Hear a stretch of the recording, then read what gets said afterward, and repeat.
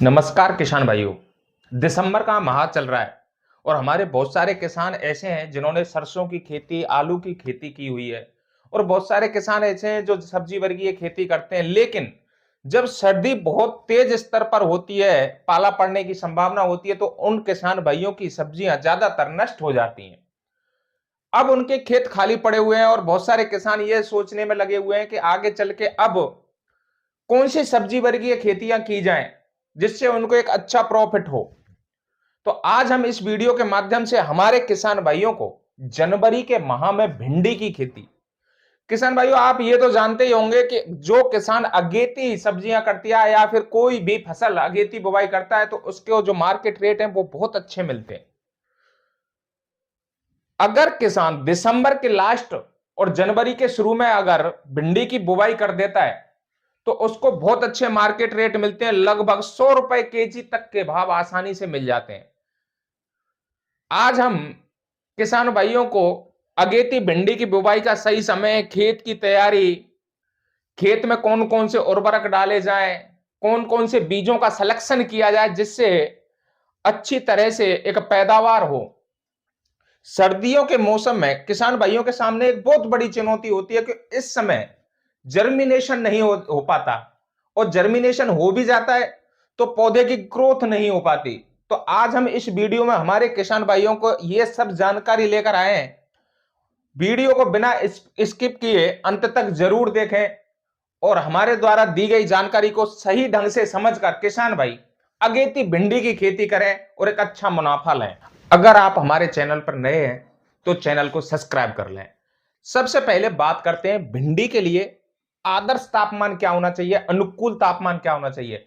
वैसे तो भिंडी की खेती के लिए लगभग 20 डिग्री से ऊपर तापमान होना अति आवश्यक है। लेकिन जब हम अगेती बुवाई करते हैं तो कहीं ना कहीं थोड़ा बहुत रिस्क रहता है। जो किसान भाई लो टेम्परेचर यानी 10 से लेकर 15 डिग्री के टेम्परेचर पर अगर बुवाई कर रहा है, तो ये मान लो वो दिसंबर जनवरी के माह में कर रहा है, तो उसके सामने ये बहुत बड़ी चुनौती है कि फसल को बचाए रखना। किसान किसी भी तरीके से अगर अपनी फसल को बचा लेता है तो वो एक कामयाब हो जाता है और एक अच्छा भाव लेने में सक्षम होता है। जनवरी माह में लगाई गई भिंडी किसान भाइयों पूरी गर्मी भर चलती है और बरसात में भी चलती रहती है। थोड़ा बहुत बीच में उतार चढ़ाव जरूर देखे जाते हैं, जब लगभग ज्यादातर जो किसान हैं जिन्होंने भिंडी की फसल पछेती बोई है उनकी भी उस समय भिंडी चालू हो जाती है। कुछ ना कुछ थोड़ा बहुत अंतर उस समय जरूर आता है। लेकिन अगेती बुवाई करने वाले वो किसान जिन्होंने दिसंबर और जनवरी में भिंडी की खेती की है, और जो लेट सोइंग करने वाले किसान हैं उससे पहले वो जो लागत लगाई है भिंडी की खेती में वो आसानी से निकाल लेते हैं, कुछ ना कुछ प्रॉफिट निकाल लेते हैं। अब सबसे पहले अब बात करते हैं खेत की तैयारी। किसान भाइयों, भूमि का चुनाव। खेत ऐसा होना चाहिए, बलुई दोमट मिट्टी होनी चाहिए, जल भराव की क्षमता नहीं होनी चाहिए। अगर जल भराव अगर ज्यादा होगा तो जड़ गलन की समस्या आ जाती है। तो किसान भाई ये जरूर ध्यान रखें कि जल जमाव नहीं होना चाहिए, खेत में पानी रुकना नहीं चाहिए बिल्कुल। अधिकतर गर्मियों के समय, इस समय किसान अगर सिंचाई करता है तो तेज धूप नहीं रहती, किसान सिंचाई तो कर देता है, पता चला कि 4 से 5 दिन तक खेतों में पानी भरा हुआ है। ऐसा नहीं होना चाहिए। किसान कोशिश करे तो बेड विधि से भिंडी की खेती अगर करता है तो बहुत अच्छा रहता है, क्योंकि फ्लड इरिगेशन से जब किसान सिंचाई करता है तो उससे क्या होता है कि पानी का जमाव होता है, कहीं ऊंचा नीचा खेत होता है तो उससे पानी का जमाव हो जाता है। खेत की तैयारी के लिए किसान भाइयों को खेत की गहरी जुताई करवानी है। खेत की गहरी जुताई करने के बाद किसान को 2 से 3 बार पाटा लगवाना है, जिससे उसमें डेले ना रहे। डाल रहा है उस बेड में ही वो गोबर की खाद डाल दे। तो जब बेड में खाद डाला है तो भिंडी के लिए जो आवश्यक पोषक तत्व हैं वो उस बेड में से मिल जाएंगे, पूरे खेत में डालने की जरूरत नहीं है। किसान अगर छिटकवा विधि से या किसी सीड ड्रिल के द्वारा अगर कर रहा है तो पूरे खेत में गोबर की खाद फैलाना जरूरी हो जाता है। अगर बहुत सारे किसान ऐसे हैं जिनके पास गोबर की खाद उपलब्ध नहीं है तो वो क्या डालें, 8 से 10 बैग प्रति एकड़ बर्मी कंपोस्ट भी डाल सकते हैं। किसान भाइयों, बर्मी कंपोस्ट एक ऐसा खाद है जिसमें सभी माइक्रो न्यूट्रिएंट्स प्रचुर मात्रा में होते हैं और एक अच्छा उत्पादन देते हैं। सड़ी गली गोबर की खाद अगर किसान नहीं डालता है तो उसमें खरपतवारों का जमाव ज्यादा होता है और लेबर वर्क का जो खर्चा है वो बहुत ज्यादा आता है। रासायनिक खादों की अगर बात की जाए प्रति एकड़, तो एक बैग डीएपी लगभग 50 केजी डीएपी, 25 से 30 केजी म्यूरेट ऑफ पोटास, इसके बाद हमारे किसान भाइयों को 20 केजी लगभग यूरिया ले लेना है और 5 से 10 केजी सल्फर लेकर खेत में डाल देना है और उसके बाद खेत की गहरी जुताई कर कर पाटा लगा देना है।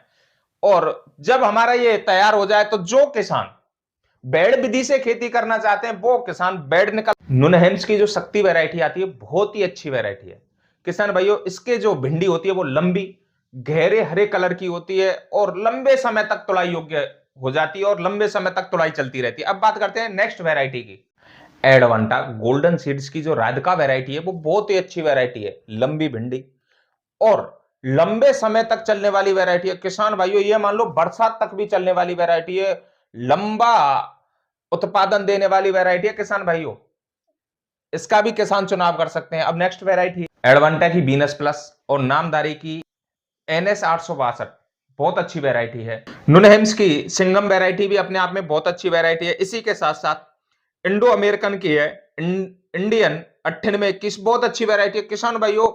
इन वैरायटियों में से आप किसी भी वैरायटी का सिलेक्शन करके आसानी से एक अच्छा उत्पादन ले सकते हैं। प्रति एकड़ अगर बीज की बात की जाए तो लगभग 1.5 किलो बीज की हमें आवश्यकता होगी किसान भाई। अपने एरिया के हिसाब से कहीं तो बीघा बड़ा है कहीं छोटा है, एकड़ में बहुत अंतर आ जाते हैं, कहीं एकड़ में बहुत ज्यादा जमीन आ जाती है। बहुत सारे क्षेत्र ऐसे हैं जहां बहुत छोटे छोटे एरिया का एकड़ बन जाता है। किसान उसी हिसाब से सीड का सिलेक्शन करें और जो कितना सीड हमें प्रति एकड़ आवश्यकता है उसी हिसाब से किसान बीज लगाएं। हमारे द्वारा जो दिया हुआ डाटा है ये फिक्स डाटा नहीं होता है किसान भाइयों। अगर आप बेड पर बुवाई कर रहे हैं तो एक बेड पर लगभग 3 से 4 लाइन किसान आसानी से लगा सकता है। और अब बात करते हैं पौधे से पौधे की दूरी और लाइन से लाइन की दूरी। अगर पौधे से पौधे की डिस्टेंस की बात की जाए तो लगभग 1 फीट का फासला रखना है और लाइन से लाइन की जो दूरी है उसमें भी 1 फीट का फासला रखना है। उसका सबसे बड़ा रीजन ये होता है कि जब पौधा ग्रोथ पे होता है तो उस समय उसमें से कई सारी शाखाएं भी निकल जाती हैं जिससे उसको फैलने का पूरा स्पेस मिल जाता है। दूसरा, हमने बेड में जो उसके लिए माइक्रो न्यूट्रिएंट्स या फिर जो रासायनिक खाद या सड़ी गली गोबर की खाद डाली है उसके लिए उस एरिया में पर्याप्त मात्रा में खाद उपलब्ध हो।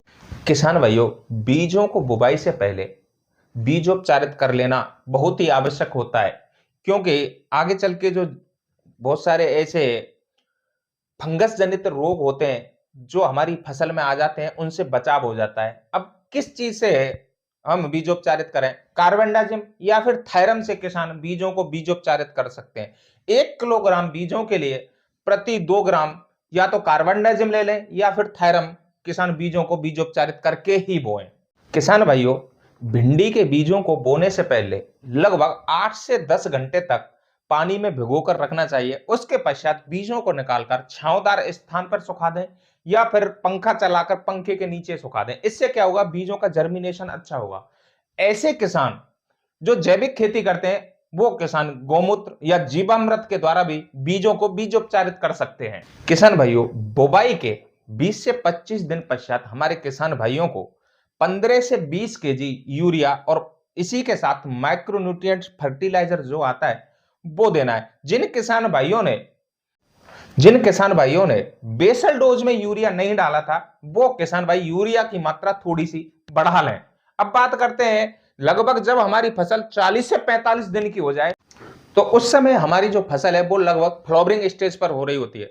तो उस समय हमारे किसान भाइयों को NPK 19-19-19 का स्प्रे करना है। इससे क्या होगा कि जो फ्लावर है उनकी संख्या भी बढ़ जाएगी, फ्लावर रुकने की क्षमता है वो भी बढ़ जाएगी और पौधे की जो वेजिटेटिव ग्रोथ है वो भी रेगुलरली चलती रहेगी। अब बात करते हैं सिंचाई प्रबंधन के बारे में। जिन किसान भाइयों ने ड्रिप के जरिए अपनी फसल को बोया है वो किसान भाई कम लंबे समय तक ड्रिप को ना चलाएं और बार बार ड्रिप को चलाते रहें। इससे मॉइस्चर बना रहेगा और फसल ठंडी से बची रहेगी। जिन किसान भाइयों ने फ्लड इरिगेशन का तरीका अपनाया है वो किसान भाई बुवाई के 7 से 8 दिन बाद हल्की सिंचाई करें जब हमारा पौधा जमीन से निकलकर बाहर आ जाए उस समय। उसके बाद लगभग हमें 8 से 10 दिन के स्पेस पर सिंचाई करते रहने, लेकिन सिंचाई हल्की होनी चाहिए, खेत में जल जमाव नहीं होना चाहिए। अब बात आती है खरपतवार नियंत्रण।